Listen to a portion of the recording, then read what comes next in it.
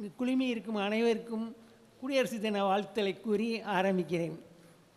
Reverend father doctor A Paulraj இந்த அதிபர் தந்தை அவர்களுக்கும், ரெவரண்ட் பிரதர் ஆரோக்கியசாமி கரஸ்பாண்டன்ட் அவர்களுக்கும், reverend father V George headmaster and director of this association அவர்களையும் வணங்கி மகிழ்கின்றேன். அடுத்து mister P K Thiyagarajan president அவர்களையும், ராஜமாணிக்கம் செக்ரட்டரி அவர்களையும் வாழ்த்தி மகிழ்கின்றேன். கடைசியாக இங்கு வீட்டிற்கும் 3 தலைவர்களையும், டாக்டர் வி ரவீந்திரநாத் எம்டி அவர்களையும், mister P Suresh Babu RDO Srirangam அவர்களையும், mister RP Ramachandran president chamber of commerce Viralimalai அவர்களையும் வருக வருக என்று வரவேற்கிறேன். இப்பொழுது நாம் இந்த சங்கத்தின் 39ஆம் ஆண்டு நிறைவு விழாவை கொண்டாடுகிறோம். முதல் இந்த சங்கம் தொடங்கப்பட்ட போது நான் இப்பள்ளியில் ஆசிரியராக இருந்தேன். அப்பொழுது இந்த சங்கத்தின் முதலாம் தொடக்க விழாவை கொண்டாடினார்கள். அப்பொழுதும் சிறப்பாக தான் கொண்டாடினார்கள். அது ஒரு விதையை புதைத்தது போல் இருந்தது. அது 39 ஆண்டுகள் கழித்து மரமாக வளர்ந்து செழிப்புற்று இருக்கிறது என்றால் அதற்கு காரணம் ஜெசூட் கம்யூனிட்டி தான். அவர்கள் ஒவ்வொருவரும் இந்த அசோசியேஷனின் மேல் மிகுந்த அக்கறை கொண்டு இதை வளர்த்து இதை பெரிய மரமாக ஆக்கியுள்ளார்கள். அவர்களுக்கு என் மனதார நன்றியை தெரிவித்துக் கொள்கிறேன். அடுத்து இந்த சங்கத்தினுடைய முக்கிய பங்கு என்னவென்றால், இந்த சங்கம் நன்றாக வளர்ந்து இது 39ஆம் ஆண்டு மட்டுமல்ல 50ஆம் ஆண்டுக்கும் 100வது ஆண்டும் விழா கொண்டாட வேண்டும் என்று நான் இறைவனை பிரார்த்தித்துக் கொள்கிறேன். நான் 1957ஆம் ஆண்டு இப்பள்ளியில் 6ஆம் வகுப்பில் வந்து சேர்ந்தேன். 6, 7, 8, 9, 10 வகுப்புகளில் தேறி 10ஆம் வகுப்பு வரும்போது ரெவரண்ட் ஃபாதர் மச்சோடா அப்பொழுது தலைமை ஆசிரியராக இருந்தார். அவர் எங்களுக்கு ஒரு வகுப்பு எடுத்தார். 10 நாட்கள் பரீட்சைக்கு முன்னாடி எங்களெல்லாம் 10ஆம் வகுப்பு மாணவர்களை மட்டும் கூப்பிட்டு ஒரு வகுப்பு எடுத்து அதில் ஒரு சொற்பொழிவாற்றினார். அதில் என்ன சொன்னார் என்றால், மாணவர்களே, தேர்வுக்கு பயப்படாதீர்கள். தேர்வுக்கு பயப்பட்டால் உங்கள் காரியம் நிறைவேறாது. தைரியமாக எதிர்கொள்ளுங்கள். நாம் பள்ளியில் அதற்காகத்தான் நிறைய தேர்வுகள் நடத்தி உங்களுக்கு பயிற்சி அளித்துள்ளோம். ஆகவே நீங்கள் தேர்வுக்கென்று பயப்படாதீர்கள். அப்பொழுது படிப்பதற்கு எப்படி படிக்க வேண்டும் என்றும் சொல்லியிருந்தார்.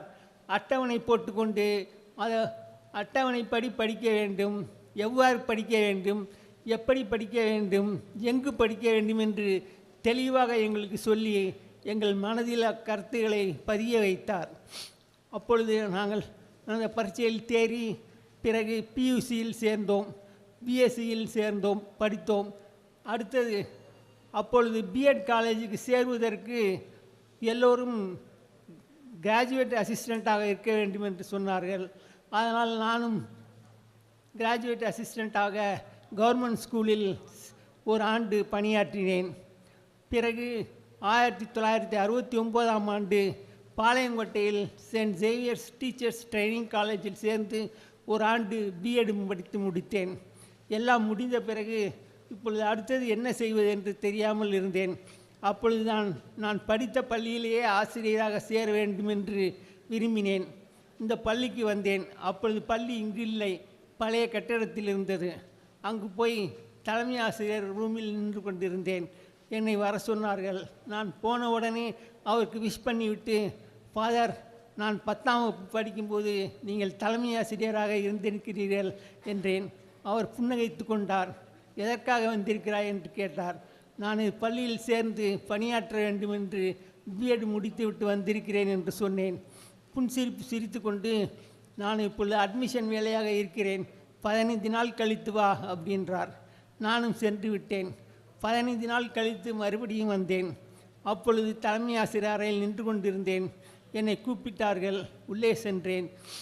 என்னுடைய சர்டிஃபிகேட்டெல்லாம் வாங்கி பார்த்தார்.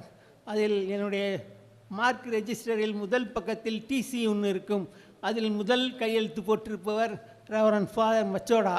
அதை பார்த்தவுடன் அவருக்கு புன்னகையாக இருந்தது.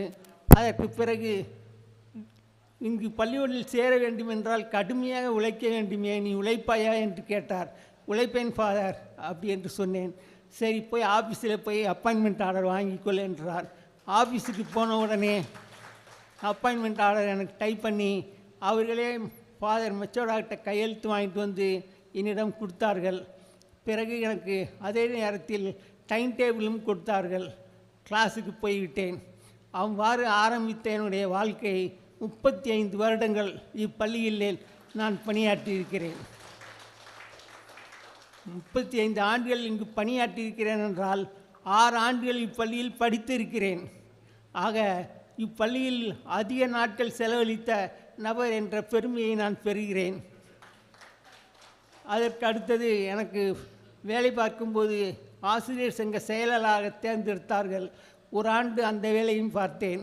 அதற்கு பிறகு ரிட்டையர் ஆவதற்கு 5 வருடங்களுக்கு முன்னால் என்னை ஏஎச்எம் என்ற பதவிக்கு உயர்த்தினார்கள். அதற்கு மரியாதை செலுத்தி அந்த பதவியை ஏற்றுக்கொண்டேன். கடைசியாக 2005ஆம் ஆண்டு நான் ஓய்வு பெறும் வயது வந்தது. அப்பொழுது எனக்கு பணி நிறைவு பாராட்டு விழா நடத்தி என்னை ஓய்வு பெற செய்து என்னை சில ஆசிரியர்கள் வீட்டுக்கு கொண்டு வந்து விட்டார்கள். அப்பொழுது நான் வருத்தப்படவில்லை, சந்தோஷம்தான் பட்டேன். ஏனெனில் இந்த பள்ளிக்கூடத்தினால் நான் பெற்ற பலன்கள் ஏராளமாக இருக்கிறது. அதனால் நான் சந்தோஷம் அடைந்தேன். பிறகு 20 ஆண்டுகளாயிற்று நான் பள்ளியில் விட்டு வீட்டிற்கு வந்து. இந்த 20 ஆண்டுகளும் கடவுளுடைய கிருபையால் உடல் நலத்துடன் இருக்கிறேன் என்பதை தெரிவித்துக் கொள்கிறேன். எனக்கு 3 குழந்தைகள் இருக்கிறார்கள். 2 பெண் குழந்தைகள், ஒரு ஆண் குழந்தை. 2 பெண் குழந்தைகளும் ஹோலி கிராஸ் காலேஜில் படித்து, முதல் பெண் குழந்தை டிஸ்ட்ரிக்ட் கமர்ஷியல் டேக்ஸ் ஆஃபீஸராக கோயம்புத்தூரில் வேலை பார்க்கிறார். அடுத்தது எனது பையன். அவன் இந்த பள்ளிக்கூடத்திலே படித்து, இந்த காலேஜிலே படித்து, அவன் இப்பொழுது பெங்களூரில் அசிஸ்டன்ட் மேனேஜராக ஐடி கம்பெனியில் வேலை பார்க்கிறான். கடைசியாக என்னுடைய பெண் குழந்தை பிஎஸ்சி பிஎட் படித்துவிட்டு saint Joseph Anglo Indian higher secondary school மேலப்பூரில் பிடி அசிஸ்டண்ட்டாகவும் வேலை பார்க்கிறார்.